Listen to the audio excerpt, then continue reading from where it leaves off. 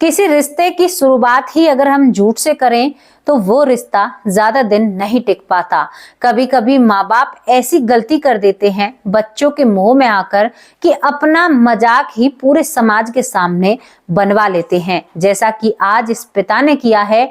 एक पिता ने अपनी पागल बेटी को दूसरे शहर में ब्याह दिया, लेकिन जब बेटी की सच्चाई सबके सामने आती है तो दोस्तों उस पिता का बहुत मजाक बनता है।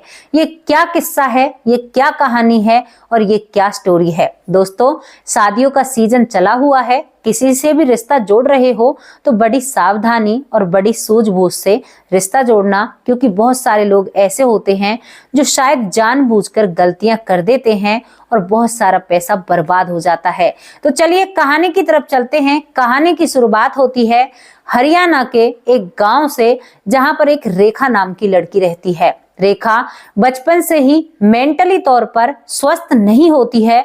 उसका थोड़ा सा दिमाग की हालत ठीक नहीं है, ज्यादा तो दिमाग हालत इतनी खराब नहीं है, लेकिन वो एक स्वस्थ लड़की बिल्कुल भी नहीं है। वो पागलों की सी हरकत करती है। इसके बाद दोस्तों रेखा जवान होने लगती है और रेखा को पढ़ाया भी जाता है, लेकिन वो पढ़ाई में भी कामयाब नहीं रहती है, इतना ज्यादा दिमाग नहीं लगाती है। हालांकि वो कुछ कक्षाएं पढ़ी हुई होती है। जब बेटी जवान हो जाती है तो बेटी के रिश्ते की बात इधर उधर चलाई जाती है, लेकिन रेखा को सभी लोग जानते हैं और रेखा से कोई भी शादी करने में राजी नहीं होता। कई रिश्ते आते हैं, कई लड़के रेखा को देखने के लिए आते हैं, लेकिन कोई भी रेखा को पसंद नहीं करता है, केवल इसी वजह से कि रेखा ठीक नहीं है। दोस्तों कभी तो वो ऐसी लगती देखने में कि ये बिल्कुल भी पागल नहीं है, लेकिन कभी कभी वो बहुत ज्यादा अपना रूप बिगाड़ लिया करती और बहुत उल्टी सीधे हरकतें किया करती। अब रेखा जवान हो रही थी और यहाँ पर पिता को बहुत ज्यादा चिंता सताने लगती है।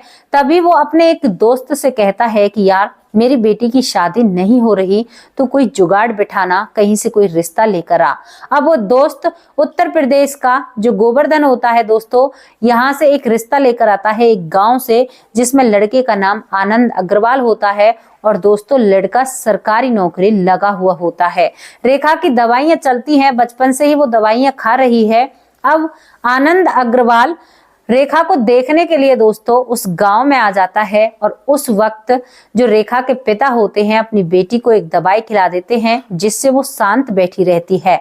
आनंद अग्रवाल रेखा क्योंकि खूबसूरत थी, जब उसे देखते हैं तो उससे कुछ सवाल जवाब करते हैं, तो रेखा से समझा दिया जाता है, तो रेखा हाँ और ना में जवाब देती है और आनंद अग्रवाल को रेखा पसंद आ जाती है। दोस्तों यहाँ पर पिता की चिंता कम हो जाती है और तुरंत चट मंगनी वाला और पट ब्याह वाला काम हो जाता है। रेखा की शादी पक्की हो जाती है और 2 महीने के भीतर रेखा की शादी कर दी जाती है। आनंद अग्रवाल शादी बारात लेकर आता है। दोस्तों हर रीति रिवाज होती है, लेकिन रेखा को कुछ दवाई दी जाती है और उसके बाद रेखा शांत रहती है और वो भी हर चीज में एंजॉय कर रही थी, क्योंकि हमने पहले ही बता दिया कि वो इतनी पागल नहीं थी, लेकिन वो बीच बीच में बहुत ज्यादा पागल हो जाया करती। शादी वो चुप कर लेती है, चुपचाप वो गाड़ी में जाने लगती है। दोस्तों जैसे ही माँ बाप से दूर होती है तो वो ज्यादा एक्टिंग बाजी करने लगती है, लेकिन आनंद अग्रवाल जो होता है वो सोचता है कि शायद माँ बाप से दूर हो रही है, तभी इतना ज्यादा चिल्ला रही है, चीख रही है, क्योंकि यहाँ पर वो बहुत जोर जोर से मम्मी मम्मी पापा पापा करने लगती है और वो अपने ससुराल पहुंच जाती है। ससुराल जब पहुंचती है तो पड़ोस की जो महिलाएं होती हैं आनंद अग्रवाल की पत्नी को जब गाड़ी से उतारती हैं तो वो सभी को एक एक कोहनी मारकर इधर उधर फेंक देती है और आनंद अग्रवाल ये बात देखकर बड़ा हैरान सा खड़ा रह जाता है और उसका दिमाग उसी वक्त खराब हो जाता है कि ये सब कुछ हो क्या रहा है, ये रेखा क्या कर रही है। इसके बाद दोस्तों रेखा को अंदर बिठाया जाता है। यहाँ पर थोड़ा सा सास बेचारी कुछ बातों को संभालने की कोशिश करती है। आनंद अग्रवाल की जो माँ होती है, क्योंकि वो भी उस वक्त उसे देख कर आई थी जब तो ऐसा कुछ भी नहीं था। दोस्तों अब रेखा वहां पर सो जाती है। रेखा सोने के बाद जैसे ही सुबह उठती है और रिवाज होती है, हिंदू रीति रिवाज के मुताबिक दोस्तों सुबह उठकर नई दुल्हन को पूजा करनी होती है। अब रेखा को मंदिर में बिठा दिया जाता है और रेखा वहां पर अपनी एक्टिंग में लग जाती है। किसी बर्तन को किधर फेंका, किसी घंटी को फेंक दिया जो बजाने वाली होती है, जहां पर पूजा करी जाती है उस ताल को फेंक देती है और अपनी सास के सामने गाने गाने लगती है। वो ऐसे रिएक्ट करती है दोस्तों, वो पूरा पागलपन अपने ससुराल में बखेर देती है और बहुत तरह तरह की बातें करती है, क्योंकि वहां पर उसे कोई दवाई देने वाला नहीं होता जिस दवाई से वो शांत रहा करती। अब यहाँ पर तो जो आनंद अग्रवाल होता है उसकी हवाइयां उड़ जाती हैं और वो एकदम से कह देता है अपनी माँ से कि माँ ये तो पागल है। यहाँ पर वो माँ भी कहती है कि हाँ बेटा मुझे भी लग रहा है ये पागल है।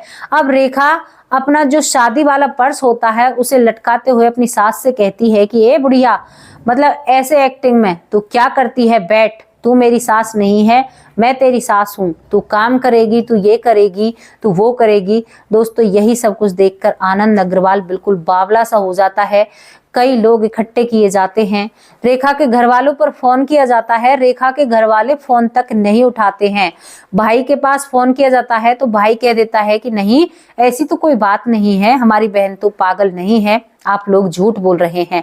आनंद अग्रवाल कहता है कि एक रात में तो हमने तो कुछ किया नहीं है, तुम लोग यहाँ पर आकर देख लो, अगर तुम्हारी बहन पागल नहीं है यह सही है। इसके बाद आनंद अग्रवाल उस व्यक्ति से भी फोन करता है जिसने उनका रिश्ता करवाया था, जो बिचौलिया होता है, उसे भी बुलाया जाता है। जब वो बिचौलिया आता है और रेखा का भाई आता है तो बिचौलिया कहता है आनंद से कि मुझे भी नहीं पता था कि इसकी हालत ऐसी है। अब दोस्तों यहाँ पर जो रेखा का भाई होता है वो अपनी बहन को ले जाने के लिए तैयार नहीं होता है। आनंद अग्रवाल कहता है कि अपने पिता को लेकर क्यों नहीं आया, तो ये कहता है कि मेरे पिता नहीं आएंगे, मैं ही आ गया, वही बहुत बड़ी बात है। इसके बाद दोस्तों आनंद अग्रवाल जो सरकारी नौकरी कर रहा था वो सभी चीजों को जानता है। पहले इस केस में वो पुलिस को बुलाता है, पुलिस के बाद उस महिला पर एक कागज साइन कराया जाता है, उसके भाई पर, उस महिला पर, एक भाई कोई दहेज का मामला नहीं है, यहाँ पर ये सब कुछ माजरा है। वहाँ उत्तर प्रदेश पुलिस को भी आगाह किया जाता है और हरियाणा की पुलिस को भी बताकर साइन लेकर रेखा को उसके घर भेज दिया जाता है। दोस्तों रेखा अपने घर पर है, आज भी अपने घर पर है। दहेज उल्टा सीधा हो गया है, हालांकि उनका अभी बहुत कुछ चल रहा है, लेकिन क्या रेखा के पिता ने ये सही किया था? एक लड़का जो अपनी सादगी से उसके घर आ गया, उसने ना ज्यादा छानबीन की, अगर वो छानबीन करता तो शायद उस लड़की के बारे में पता चल जाता, लेकिन उसने कोई भी छानबीन नहीं की और यहाँ पर रेखा के पिता ने किसी की आंखों में धूल झोंक दी। अब यहाँ पर सिद्ध क्या हुआ, क्योंकि रेखा के पिता को पता था कि मेरी बेटी पागल है और ये सच कैसे छुप सकता है, किसी इंसान का सच किसी से नहीं छुप सकता। एक पिता ने अपनी ही बेइज्जती करी पूरे समाज में, अपने आप को एक हंसी का पात्र बना दिया। यही तो बच्चों का मोह होता है। उसे लगा कि मेरी बेटी की शादी हो जाएगी, मेरी बेटी का घर बस जाएगा, लेकिन भाई ठहरो जरा, ऐसे घर नहीं बसा करते। आप कहकर शादी करो, अगर कोई राजी है, वो उसे झेलने के लिए तैयार है, तो ये शादी हो भी सकती थी, लेकिन पिता ने इतना पैसा लगा दिया। और यहाँ पर वो लोग एक बयान और देते हैं कि हमने तो आप लोगों को बताया था कि थोड़ी बहुत दिमागी हालत ठीक नहीं है। यहाँ पर आनंद अग्रवाल खुले शब्दों में कह देते हैं कि भाई आपने बिल्कुल भी ये नहीं कहा था कि आपकी बहन की दिमागी हालत इतनी खराब है कि ये पूरे घर को ही मारने के लिए भगती है, क्योंकि रेखा ने एक हाथ में डंडा लिया और दोस्तों पूरे पड़ोसी और अपनी सास को और अपने पति को आगे कर लिया, जिसका उसको मन करे उसी में एक डंडा वो चपेट दिया करती। इन सब चीजों से परेशान होकर आनंद अग्रवाल ने कह दिया कि और मुझसे थोड़ा बहुत पैसा ले लो, लेकिन मैं आपकी बहन को नहीं रख सकता, उससे शादी नहीं कर सकता। मेरी शादी भले ही हो गई है, मैं ऐसे कैसे रख सकता हूँ? अगर मुझे पता होती मैं सूझबूझ से शादी करता, अपने घर वालों से सलाह मिलाता, तुम लोग मुझसे झूठ नहीं बोलते, शायद मैं हामी भरता या नहीं भरता। तो दोस्तों इस केस में किसकी गलती है? आप इसमें अपनी राय जरूर रखना, किसने सही किया? रेखा के पिता ने क्या सही किया, रेखा के घर वालों ने, और दोस्तों आनंद अग्रवाल ने सही किया या गलत किया?